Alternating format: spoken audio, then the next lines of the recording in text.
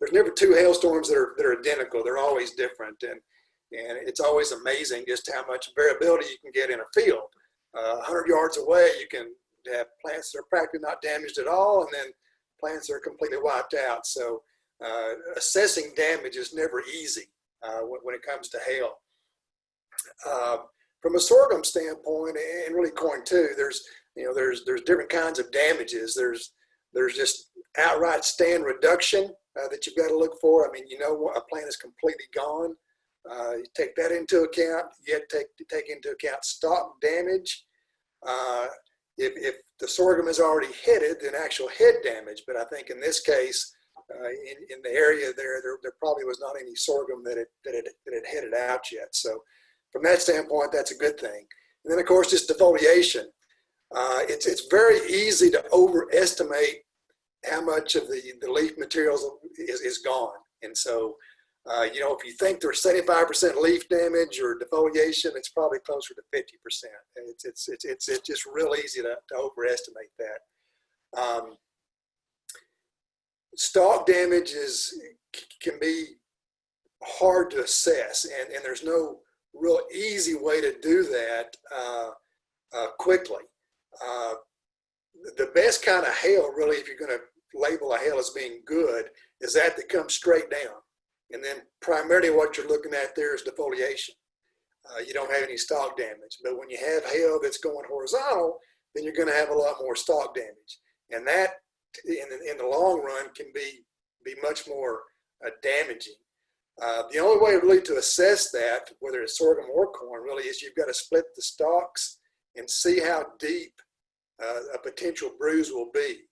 A lot of times you'll just have a lot of scarring of the leaf sheath that's surrounding that stalk, and it'll look like it's bruised, but maybe it's not. It's just a scar there. And so you dig into that stalk a little bit deeper, you can see how deep that bruise goes. Well, certainly if that bruise goes very deep, you're in all likelihood going to lose that stalk.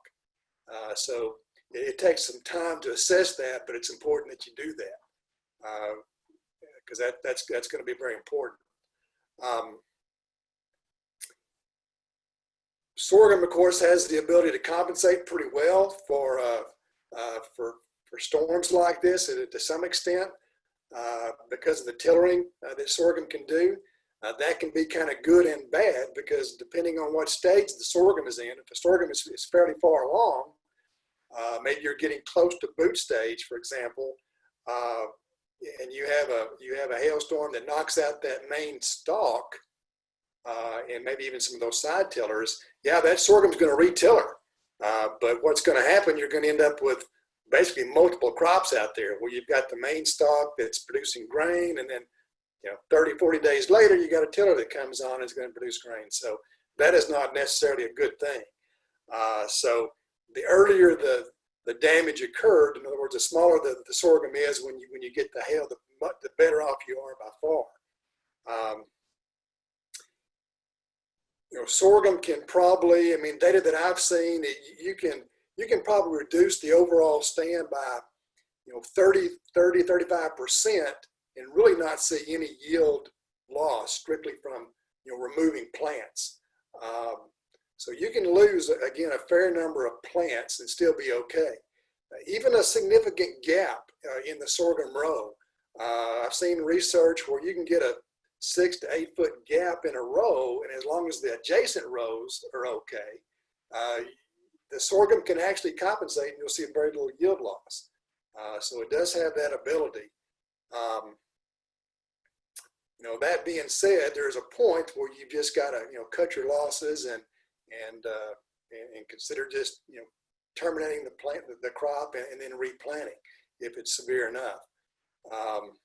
I have seen in the past when you have a pretty severe hail, and it's really the plants are fairly uniform as far as being torn up and messed up, is actually going in and shredding the tops so that everything is more uniform when it comes back.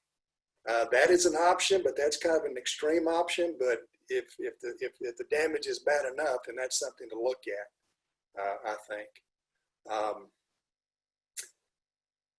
But again, when you go to assess damage, I think the first thing you're looking for is what is your stand, So you've got to make stand counts. Again, I think you can lose a third of what you originally planted and still be probably okay from a yield standpoint, as long as those gaps just aren't tremendously big. You get into that 50% stand reduction, either due direct plant loss or stalk damage, then there I think you're looking at maybe needing to do something different. So that's sort of some general thoughts. Be glad to take some questions on sorghum, or however you guys want to do this. Any questions for Brent out there? Brent, this is Josh. If we would need to go out there and do a stand count, so if the hailstorm was on Thursday night, how long do we need to wait till we know if those plants are damaged or not? Yeah, that's a good question. And you can start seeing that bruises on those stalks pretty quick. I would I'd give it 7 days anyway, though, before I get very serious about looking at the sorghum to see how deep those bruises are, because you do want those bruises. For the bruises to show up, that tissue's got to basically deteriorate, and so you got to give it a little time. Assuming you're going to have good warm weather, you've had a rain with this, that plant's going to start trying to grow, and the damage that's going to be there is going to show up pretty quick. So I would think after 7 days, you ought to be able to get in and be able to assess the damage pretty well, considering we are going to, I think, have good weather conditions this week. So Thursday or so, I think you can get out and start really looking and assessing damage. I mean, if it's bad enough, I mean, you may be able to tell right now that it's just a complete loss, but hopefully that's not the case. Probably isn't in most cases. And so give it a week. I think you've got time here. I mean, what are you going to do at this point? So give it some time before you make a decision on what to do. I think in you guys' area, I think you've still got, if you do decide to go back with sorghum, you've got a fair amount of time to do that. You've probably got a month where you can plant sorghum, and so you've got time to, I think, to assess the damage here and see what happened. But I'd give it a week. I think that's a good point to make with replant options and considering the timeline. Because I know we've seen some really great fall sorghum crops in this area that are planted, midsummer and that mature out into the fall that have done really well in the past. So that is an option to fall back on, and sorghum is one of the less expensive crops to have to replant. So maybe that's something to consider if we're at a total loss. Brent, I'm wondering physiologically, with whenever you have bruising on the stem, what is the downstream consequence here? Are we just reducing the ability to pollinate and fill grain, or is it overall? What will you see at harvest? Is that stalk going to not make it all, or kind of? I know there's a wide range of fluctuation here, but could you shed a little light on what's actually happening with that damage relative to the way grain develops? Yeah, good question. And the key is just how deep that bruise is. And so certainly if that bruise goes halfway through that stalk, I would count that stalk as being gone. It might survive for a week or two, but at some point you're going to get hotter weather and it's trying to, move water up through that stalk. And at some point it's just going to give up and die. Same thing happens with wheat. You see that a lot with wheat on stalk damage. It looks good for 2 weeks, and then at some point it just can't compensate for the hot weather and the evapotranspiration demand, and it dies. And so, that certainly can happen. The other thing that can happen, maybe the bruise isn't that deep, but it's enough that it's going to basically create a wound there, and that sorghum plant is going to get infected, and you're going to have charcoal rot or maybe fusarium, and you're going to end up with lodging later on. Pretty severe lodging, and that lodging may occur earlier than we would normally think lodging would occur. So that's another thing that can happen. So evaluating that stalk damage is really important. But again, a lot of times if that hail was just kind of straight down, those bruises, it really won't be a bruise. There'll just be some scarring on that leaf sheath.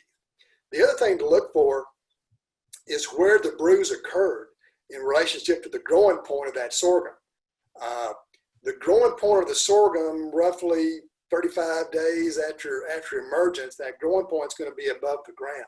So, every day after that point, that growing point gets higher and higher. And so if the bruise occurred above that growing point, not really a big deal. That growing point is going to keep growing and more likely just push through that damage and be fine. If the bruise occurred below the growing point, then that's when you've got an issue. And so that's what you want to look for, I think, on where that bruise occurred in relationship to the growing point. And the growing point's easy to see once you split that stalk. You can see where that growing point is. We got another question in the chat here from Doug about whether there is a need for foliar fungicide after hail. Brent, what are your thoughts on that? Yeah, good question. And the temptation is always, I've got to get out there and do something. And so after a hailstorm, people are they've always got their own kind of special brew of mix they want to put on a hail damaged crop. And to be honest, I don't think much of it usually does much good. If the crop was short on micronutrients before the hail, then it's short on it now. Or if micronutrients were good before, then they're good again. They're good now. So I'm not a big believer in going out and putting a lot of foliar fertilizer on. From a fungicide standpoint, though, that is the one thing that to me does make some sense. Because again, those plants they have wounds, and so they've opened up that plant for disease. And so kind of a broad spectrum fungicide to me, if you're going to do something, putting on a fungicide, I think makes the most sense. Would one of our cheaper azole options like propiconazole or tebuconazole be appropriate for that, just to basically hit where those wounds are? We might not get the long residual control, but maybe prevent infection at the time without having to spend too much, or what are your thoughts on different types of fungicides? A lot of new fungicides out there now, and I'm sure a lot of them work really well, but I guess if it were me, I'd be looking at more of the cheaper options on the fungicides. Maybe a mix of two active ingredients on the fungicide stand, but you can get those. I mean, what is it? I think Quilt is a combination of two of those active ingredients. And so I think something like that that's not going to break the bank, I think potentially could do some good in just protecting that crop from diseases that where that hail has just opened up that plant to that possibility. Going back to cotton, following sorghum or corn, I think you really got to look at that herbicide that you put on either one of those crops, because atrazine can be an issue. Certainly going back to cotton in your sorghum. The mesotrione, that is labeled for both sorghum and corn, so you could go back with sorghum behind the corn crop.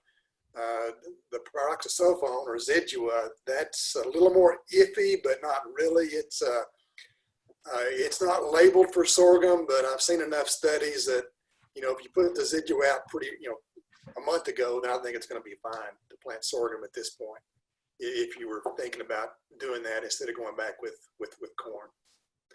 Something else I'll mention, the fact that we've had so much defoliation, that opens up that canopy.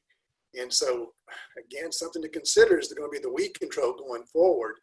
And if you do have still what you think is a good potential crop, I would actually think about it in a sorghum crop going back over the top with something like a metolachlor dual, just to give you another herbicide there, some residual to maybe help you get through the rest of the summer, because weed control potentially is going to be more of an issue since that canopy has been opened up. Plowing it under? Yeah, I think that's a good point. I mean, because the sorghum is going to tiller, and I think after this hail, and so you could give it a little bit of time and get those tillers to going. You're at least going to be able to utilize those tillers where in a forage crop for hay where you really couldn't or may not, as Ronnie pointed out earlier, those tillers, late tillers, just aren't going to yield much from a grain standpoint. They would actually help you from a forage standpoint. So that certainly is an option.